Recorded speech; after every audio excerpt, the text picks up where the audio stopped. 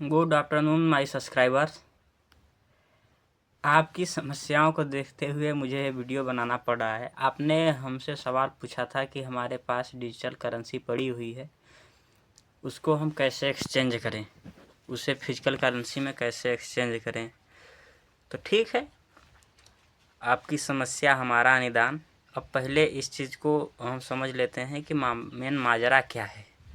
देखिए, digital currency हर country अपना अपना लागू करती है। हो सकता है कि आपकी कंट्री में जो डिजिटल करेंसी लागू हुई हो वो विनिमय का माध्यम ना हो, मतलब लोगों के बीच प्रचलन में ना हो, कुछ ही लोगों के बीच प्रचलन में माध्यम का हो। जैसे कि कुछ डिजिटल करेंसी ऐसी होती हैं जिसका किसी भी गवर्नमेंट का अधिकार नहीं है, जैसे बिटकॉइन। इस पे किसी भी सरकार का कोई भी आधिपत्य नहीं है।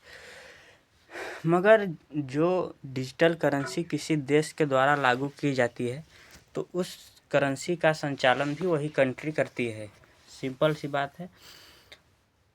अब अगर हमारे पास डिजिटल करेंसी है तो हम क्या करें। देखिए, डिजिटल करेंसी अगर आपके पास है, अगर उसका संचालन हो रहा है तो आपके लिए कोई प्रॉब्लम की बात नहीं है। संचालन नहीं हो रहा, मेन प्रॉब्लम ये है। तो संचालन नहीं हो रहा है तो आपके जिस स्टेट में, जैसे कि मैं अपने कंट्री का एग्जांपल दे दूं, तो हमारे कंट्री में केवल 4 राज्य में ही डिजिटल करेंसी ई-रुपए वर्तमान में चल रहे हैं। इसकी भी पूरी गारंटी नहीं है कि पूरी तरह विनिमय का माध्यम हो चुके हैं। कुछ मात्रा में, मतलब गवर्नमेंट ने इन 4 प्रदेशों में हमारे इंडिया में लागू कर दिया है। भुवनेश्वर, नई दिल्ली, मुंबई और बेंगलुरु, 4 जगहों पे। तो डिजिटल करेंसी है तो आपको उसी राज्य में डिजिटल करेंसी का जिस जगह पे डिजिटल करेंसी चल रही हो, आप वहाँ पे जाइए, वहाँ पे डिजिटल करेंसी को आप एक्सचेंज कर सकते हैं। नहीं तो आपको वहीं पे जाना होगा जहाँ पे डिजिटल करेंसी चल रही हो, या फिर आप एक बार बैंक से कांटेक्ट कर सकते हैं। मगर हमें जहाँ तक उम्मीद है कि बैंक इसमें आपकी कोई मदद नहीं कर पाएंगे। आपकी बैंक उसी स्टेट की मदद कर सकती है जहाँ पे डिजिटल करेंसी का विनिमय वितरण हो रहा हो। तो यही सिंपल सी बात है कि जिस जगह पर आपकी जो करेंसी है वो जहाँ पर चल रही है, आप वहीं पे जाइए, वहाँ पर बैंक से संपर्क कीजिए।